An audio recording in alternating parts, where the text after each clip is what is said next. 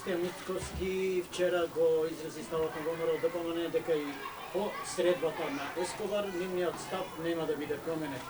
Што сега? И како го коментирате неговата оценка дека тоа е своевиден притисок врз партијата и него како лидер од страна на странските релевантни фактори?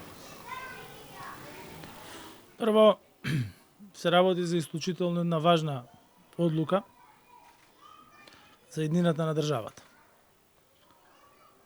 Одлука која што е пред пратениците во собранието и која што одлука не задира во ниту едно идентитетско прашање на македонскиот народ. Уставните измени, така како што се предложени во собранието и за кои што отпочна процесот во собранието преку изгласување на дневниот ред и изнесување на ставовите на политичките партии, сите се уверивте дека не предизвикаа никакви турбуленции или негативни коментари од било кого во државата. Тие беа консултирани и со експертската јавност, и со невладиниот сектор, и со политичките партии, и изработена од експертско-политичка група, работна група, која што беше формирана во Министерството за правда. Ставот мене ме зачудува. Јас имав едно интервју на една од националните телевизии на крајот на минатата недела, која кажав дека тоа што го слушам од сегашниот претседател на ВМРО ДПМН многу ме подсетува на 11 години на претходниот претседател, а тоа е дека постои некоја светска завера против нас. Тоа што го слушнав беше дека светот и Европа се здружиле против Македонија. Такво нешто слушавме и во минатото. Се подгрева чувства кај граѓаните на таков начин. Цело време беа плашени граѓаните дека постои некаков супер непријател врз македонците. Меѓутоа, ние после тоа се уверивме дека тоа не е така. Северна Македонија стана членка на НАТО. Сега сите гледаме колку е значајно што сме земја членка на НАТО во време кога се води воен конфликт во Европа. Второ, и покрај сите хистерии и лажни обвинувања дека ќе настанела бугаризација, асимилација, губење на јазик, идентитет и така натаму, ние ги отпочнавме преговорите со Европската унија, со заштитен македонски јазик, со заштитен македонски идентитет, со признаен македонски јазик и идентитет преку резолуции на германскиот Бундестаг, она што следува во американскиот конгрес, преку изјави на сите највисоки раководители од Европа, тука во нашиот парламент, за значењето на македонскиот култура, историја, на македонската култура, историја, идентитет и така натаму.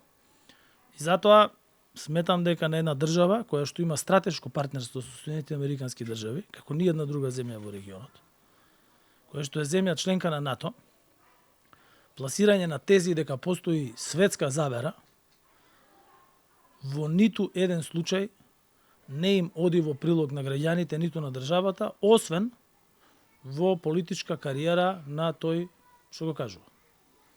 Дечи историјата потврдила дека неносењето на одлуки единствено може да ве остави во чекална, како што и самите кажуваат, они биле подготвени да чекаат. 11 години видовме што донесе чекањето. 2008 година ние имавме решение со Грција, кој што тогашната влада не го прифати, и после 11 години добивме решение кое што беше полошо од тоа во 2008 година.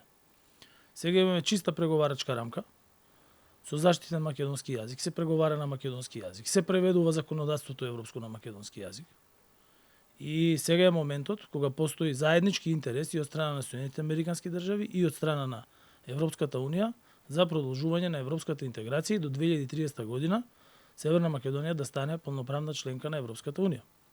Што е алтернативата? Не постои алтернатива.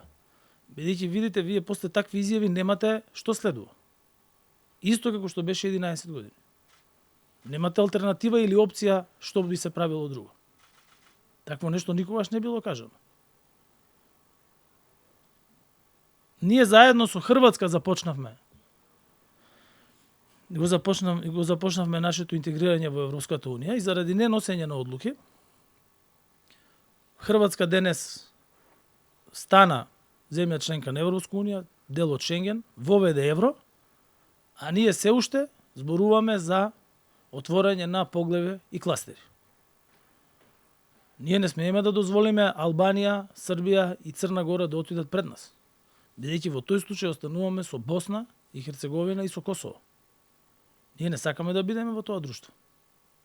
Тоа се две држави кои што се уште не ги решиле своите основни прашања на уредување на државите.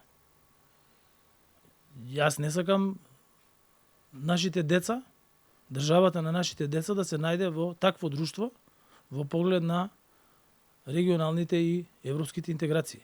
И затоа сега е време да се донесат одлуките.